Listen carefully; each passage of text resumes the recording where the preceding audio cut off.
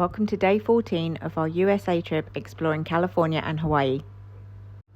Highlights include California Adventure, Chinese Theatre, Kualoa Ranch and Bixby Bridge. Today we go to Waimea Beach, Waimea Falls, go scuba diving at Rainbow Reef and do the lazy river at night. We start the day by driving 34 miles to the North Shore. Our first destination is Waimea Beach.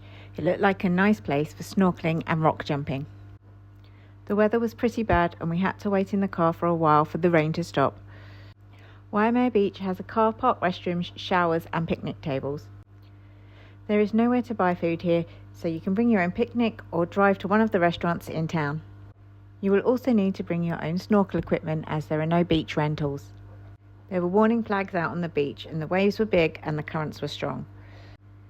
The tide was out and the lifeguard announced that rock jumping was prohibited at this time. This was a shame as we wanted to watch this and maybe even have a go ourselves.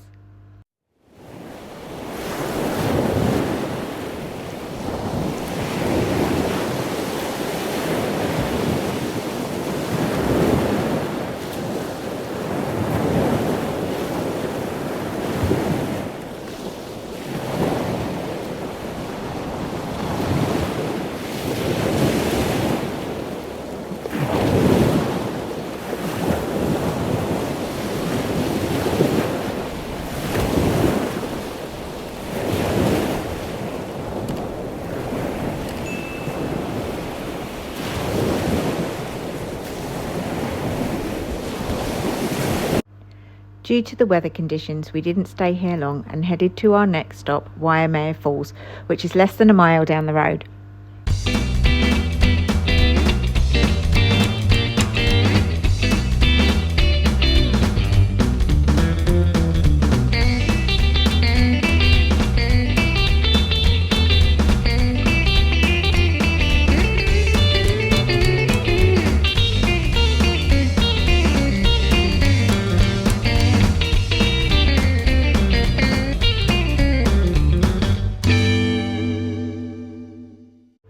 Admission price is $25 each and the operating hours are 9 a.m. to 4 p.m. We did not book in advance, but you can book tickets online if you prefer. The trail to Waimea Falls is about a quarter of a mile and takes approximately 30 minutes. It is paved the entire way with gentle hills. There are several gravel paths off the main corridor to explore the botanical gardens and look out for native Hawaiian birds. There are Hawaiian cultural sites to stop at along the way where you can learn about the life and culture of early Hawaiian people. If you don't want to walk to the falls, there is a shuttle transportation, but this is quite expensive at $10 per person one way. Shuttle services start at 10 a.m. You can also rent an electric mobility scooter at a cost of $20 per hour. I would recommend walking if you are able to, as there is so much to see along the trail.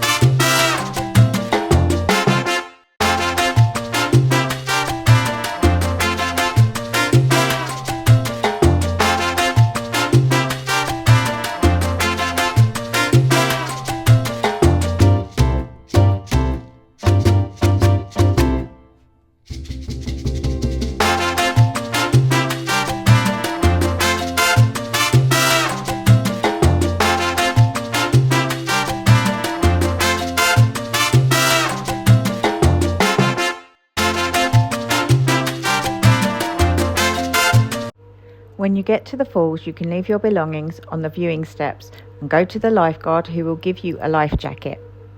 Life jackets are mandatory if you want to swim in the falls. You will need to wear water shoes as the entry is very rocky and quite slippery. The area is pretty crowded and you might have to wait to get to the falls.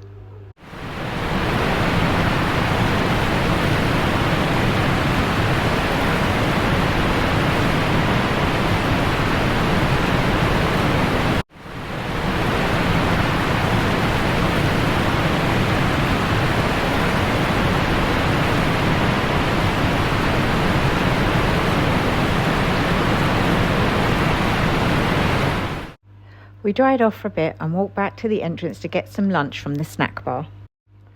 We had burgers and took the meal deal for an extra $5, which gets you fries and a drink.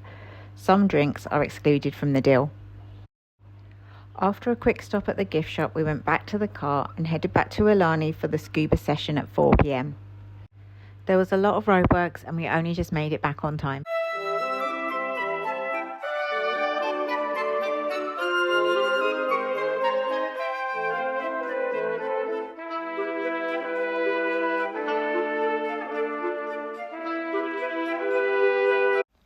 Underwater Explorers is an experience designed for guests who are not scuba certified but want to try scuba diving.